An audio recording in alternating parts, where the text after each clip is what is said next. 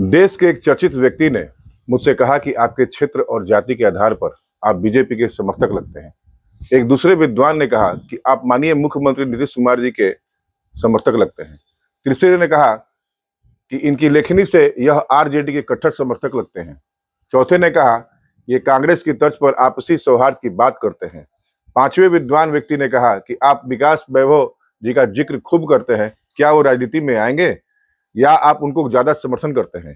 क्या वो राजनीति में आने के लिए आतुर है? छठे ने कहा कि ये जन सुराजी लगते हैं, अंदर से प्रशांत किशोर जी की मदद कर रहे हैं। मैं उन सब की बातों का जवाब आज अपने संदेश के माध्यम से दूंगा। विडंबना यह है कि किसी ने यह नहीं कहा कि आप बिहार की बात करते हैं, इतिहास की भूमि अपने बिहार के उत्थान के लिए युवाओं से आगे बढ़ने का आह्वान करते हैं। एक बात स्पष्ट कर दूं कि मैं अपने बिहार की बात ही करता हूं और अपने जीवन काल में राज्य को अग्रणी राज्य की भूमिका में देखना चाहता हूं। लेट्स इंस्पायर बिहार अभियान आईपीएस विकास वैभव जी के मार्गदर्शन में एक बड़े सामाजिक मंच का रूप ले चुका है और इस मंच पर समाज का हर वर्ग खड़ा है। क्षेत्र, लिंग, जाति से परे होकर अपने बिहार के विकास के लिए लोग जुड़ रहे हैं। साथ ही बिहार के लगभग हर राजनीतिक दलों के लोग और सामाजिक कार्यकर्ताओं का एक बड़ा समूह भी अभियान के कार्यों से की प्रशंसा करते हैं और समय समय पर अभियान द्वारा आयोजित कार्यक्रम में भागीदारी निभाते हैं। इसलिए आप सबसे भी आग्रह कर रहा कि सबसे पहले अपना बिहार है, इसलिए जो भी अपने बिहार की बात किसी भी बिहारी की आलोचना किए बगैर कर रहा उसका साथ दीजिए। इस कार्य को वर्तमान बिहार में केवल एक ही व्यक्ति कर रहे हैं, वो है आईपीएस विकास वैभव जी, जो बगैर किसी की आलोचना किए अपने बिहार की बातों को हर मंच पर रखते आए हैं।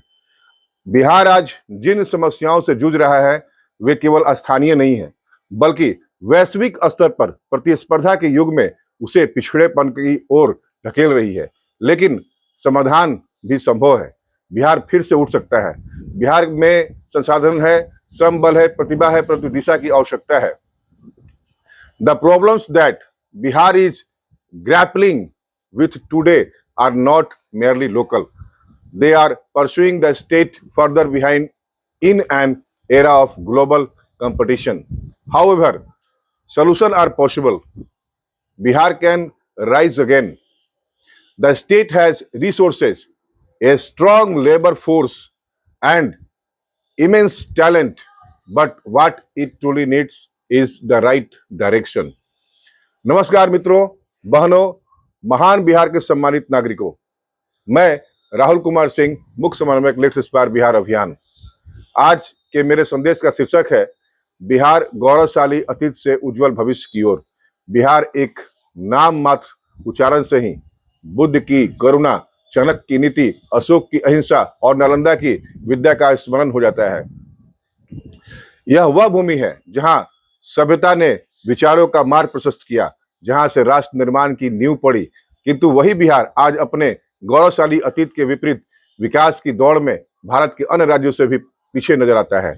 बिहार न केवल भारत के औसतन से नीचे है, बल्कि कई जिलों में तो बुनियादी सुविधाएं भी वांछनीय है, जैसे कि गुणवत्तापूर्ण विद्यालय, अच्छे अस्पताल और औद्योगिक अवसर। सवाल उठता है, क्या यह गिरावट केवल व्यवस्था की असफलता है या हम सभी की सामूहिक उदासीनता का परिणाम? इस प्रश्न के उत्तर को ढूंढने का प्रयास कर रहा हूं। आगे बढ़ते हैं। बिहार बनाम भारत और विश्व, आंकड़ों के आईने में नई दिशा की तलाश। बिहार जहां से नालंदा का उजाला विश्व के विश्वविद्यालयों को मार्गदर्शन देता था, वही बिहार आज विकास के पीछे की पंक्ति में खड़ा दिखता है। यह विडंबना है कि जिस भूमि ने भारत को चाणक्य जैसा राष्ट्र विचारक दिया, वही नई पीढ़ी रोजगार के लिए दिल्ली, पंजाब और महाराष्ट्र की ओर पलायन करती है। सवाल उठता है, क्या यह वही बिहार है जो भारत के बौद्धिक और नैतिक मूल्यों का केंद्र था? अगर नहीं तो कहां चूक हो गई? यह स्पष्ट कर दूं कि मेरे इस संदेश का उद्देश्य केवल आलोचना नहीं, बल्कि आंकड़ों, तुलनाओं और यथार्थ के माध्यम से एक नया बिहार मॉडल प्रस्तावित करना है, जो बिहार को फिर से गौरवशाली बना सके। बिहार की तुलनात्मक मापदंड राष्ट्रीय औसत और भारत के शीर्ष राज्य से करने पर मुझे गंभीर होने पर विवश कर दिया। इन आंकड़ों पर संज्ञान सभी बिहार वासियों को भी गंभीरता से लेना होगा और चिंतनशील होकर इसके समाधान हेतु सार्थक प्रयास करना होगा। सबसे पहले बिहार का साक्षरता दर जो 77.7% है, जबकि केरल का 94% है। बिहार प्रति व्यक्ति आय 66,828 रुपए है, जबकि गोवा का 1,92,000 है। शिशु मृत्यु दर प्रति 1,000 पर 27 है बिहार का, जबकि केरल में प्रति 1,000 पर 6 व्यक्ति है। शहरीकरण 17.1%, जबकि तमिलनाडु में 48.45% है। वर्तमान बाजार मूल्य 2024-25 पर बिहार राज्य का सकल घरेलू उत्पाद 9,76,514 करोड़ था। इस राज्य में एक छोटा औद्योगिक क्षेत्र भी है। 2021 तक राज्य की अर्थव्यवस्था में कृषि का हिस्सा 24%, उद्योग का 15% और सेवा का 61% है, जबकि गुजरात के सकल घरेलू उत्पाद में उद्योग क्षेत्र की हिस्सेदारी लगभग 44.50% है। महाराष्ट्र भारत का दूसरा सबसे औद्योगिक बड़ा राज्य है, जो राष्ट्रीय औद्योगिक उत्पादन में 20% का योगदान देता है। सकल राज्य घरेलू उत्पाद में लगभग 46% योगदान उद्योग द्वारा किया जाता है। बिहार की इंटरनेट साक्षरता 35% है, जबकि दिल्ली 73% पर है। बिहार इन सभी मापदंडों में औसत से नीचे है। इसका असर सीधे युवाओं, महिलाओं और ग्रामीण समाज के भविष्य पर पड़ा है। वैश्विक परिप्रेक्ष्य में बिहार और विश्व का फासला। अगर बिहार एक स्वतंत्र इकाई होता तो उसका स्थान अफ्रीका के सबसे गरीब देशों के बीच होता। जीडीपी प्रति व्यक्ति वैश्विक औसत $12,000 के मुकाबले बिहार का $600 के आसपास है। शिक्षा पर खर्च 2.2% राज्य के जीडीपी का, जबकि विश्व का औसतन 4.5% है। इनोवेशन इंडेक्स में योगदान नगण्य। औद्योगिक निर्यात 1%, जबकि तमिलनाडु अकेला भारत के 8% निर्यात में योगदान देता है। यह स्थिति केवल चिंताजनक नहीं बल्कि चेतावनी है। यदि अब भी नहीं जागे तो पिछड़ापन अस्थायी हो जाएगा। गिरावट के कारण केवल व्यवस्था दोष नहीं, दृष्टिकोण की भी कमी। ऐतिहासिक शोषण। ब्रिटिश काल में बिहार को केवल कच्चे माल की मंडी बनाया गया। राजनीतिक दिशा में अभाव। जातीय समीकरणों के बीच विकास मुद्दा बना ही नहीं। यही प्रमुख कारण है जब इस पर बिहार के राजनेता, युवा वर्ग, शिक्षक, व्यवसायी और तमाम बिहारवासी चिंतन करने लगेंगे तो निश्चित ही बिहार का स्वरूप बदलेगा। बिहार में शिक्षा का संकट भी महत्वपूर्ण है। शिक्षक की कमजोर उत्तरदायित्व, आधुनिक सुविधाओं से विहीन विद्यालय, प्रयोगशालाओं की कमी और व्यावसायिक शिक्षा की उपेक्षा बिहार में शैक्षणिक बुनियाद को कमजोर कर रहा है। आधारभूत ढांचे की दरिद्रता। 21वीं सदी में भी कई गांव आज तक शुद्ध पानी, प्राथमिक स्वास्थ्य केंद्रों और इंटरनेट से वंचित है। नौकरी नहीं, पलायन प्राथमिकता बन गया। इससे स्थानीय प्रतिभा और श्रम दोनों का नुकसान हुआ। समाधान, एक नए बिहार का बनाने की कार्य योजना। शिक्षा और कौशल विकास को आधार बनाना। डिजिटल ग्राम योजना, हर पंचायत में स्मार्ट क्लास और e library. Bihar skill card, हर युवा के लिए रुचि एवं क्षमता के अनुसार आर्टिफिशियल इंटेलिजेंस संचालित कौशल मार्गदर्शन।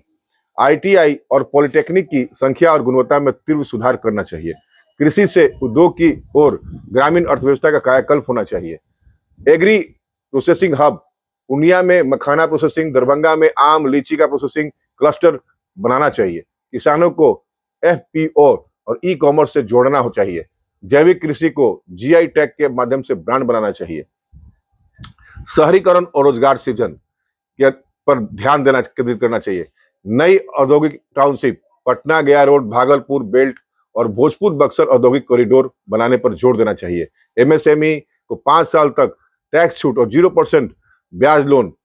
वुमेन एंटरप्रेन्योरशिप पार्क, विशेष तौर पर महिलाओं के लिए स्टार्टअप जोन बनाना चाहिए। पर्यटन और विरासत आधारित विकास।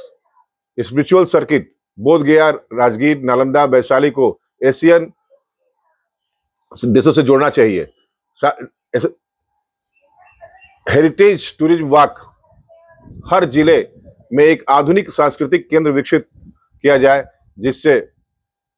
जिसके द्वारा बिहार हेरिटेज से विश्व परिचित होगा और बिहार टूरिज्म स्टार्टअप में वृद्धि के साथ रोजगार सृजन में वृद्धि होगी। सिने बिहार प्रोजेक्ट, ऐतिहासिक और पौराणिक फिल्मों की शूटिंग के लिए विशेष जोन बिहार में बने। प्रशासन में पारदर्शिता और भागीदारी। ई ग्राम पंचायत डैशबोर्ड, युवा पंचायत मॉडल, हर पंचायत में 10 युवा नेतृत्वकर्ता की नियुक्ति हो।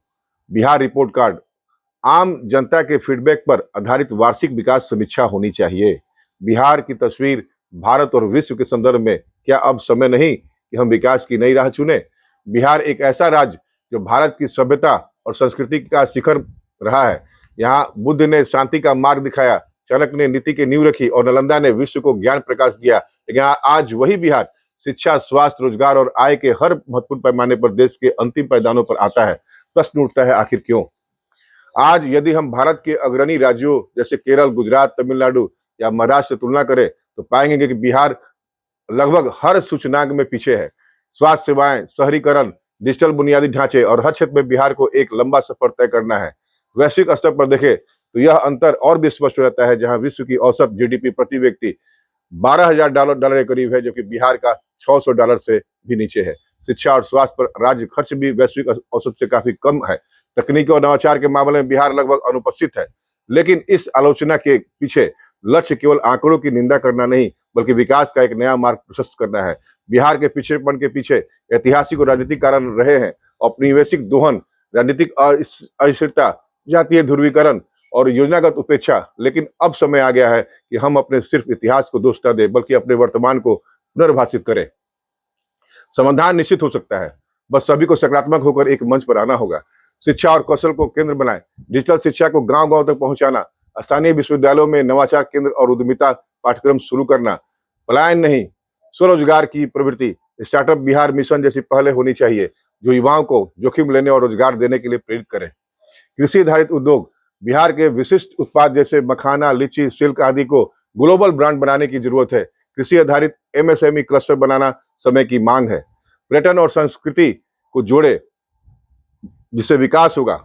बोध गया, राजगीर, नालंदा जैसे स्थलों को वैश्विक टूरिज्म हब में बदलने की अपार संभावनाएं हैं। जन भागीदारी और पारदर्शिता से भी हमारा बिहार बढ़ेगा। गांव स्तर पर डिजिटल पंचायतें, युवा फोरम, जन सुनवाई तंत्र से प्रशासनिक जवाबदेही सुनिश्चित की जा सकती है। अब और प्रतीक्षा नहीं, यही समय है परिवर्तन का। बिहार का भविष्य केवल सरकार के हाथों में नहीं है, वह हर उस युवा के संकल्प में है जो अपने गांव को छोड़कर शहर नहीं जाना चाहता, बल्कि वही बदलाव लाना चाहता है। हर वह नागरिक जो इस राज्य के प्रति गर्व और चिंता दोनों रखता है, उसे अब शिकायत करता नहीं, भागीदार बनना होगा। बिहार को फिर से ज्ञान, नीति और नेतृत्व की भूमि बनाना हमारा ऐतिहासिक उत्तरदायित्व है। इस आंदोलन की शुरुआत व्यवस्था पर उंगली उठाने से नहीं, अपने भीतर एक चिंगारी जलाने से होगी। आइए मिलकर एक नए बिहार की नींव रखें। आत्मनिर्भर, आत्मगौरव से भरा हुआ बिहार पुनः संभलने का वक्त आ गया है। एक नई शुरुआत का वक्त आ गया है। बिहार का भविष्य न केवल सरकार की योजनाओं पर, बल्कि हम सभी की सामूहिक चेतना पर निर्भर करता है। बिहार के युवा, शिक्षक, डॉक्टर, किसान, उद्यमी सब अगर एक दिशा में कदम बढ़ाएं तो यह राज्य फिर से भारत का पथ प्रदर्शक बन सकता है। विकल्प हमारे सामने है। बिहार के युवाओं में वह ऊर्जा है जो किसी भी राज्य को बदल सकती है। जरूरत है तो सिर्फ एक प्रेरणा, एक दिशा और एकजुटता की भावना की।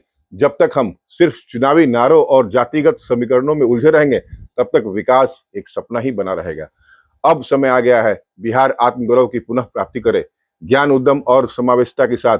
मत भूलिए, बिहार केवल एक राज्य नहीं, वह विचार है, परंपरा है और भविष्य की संभावना है।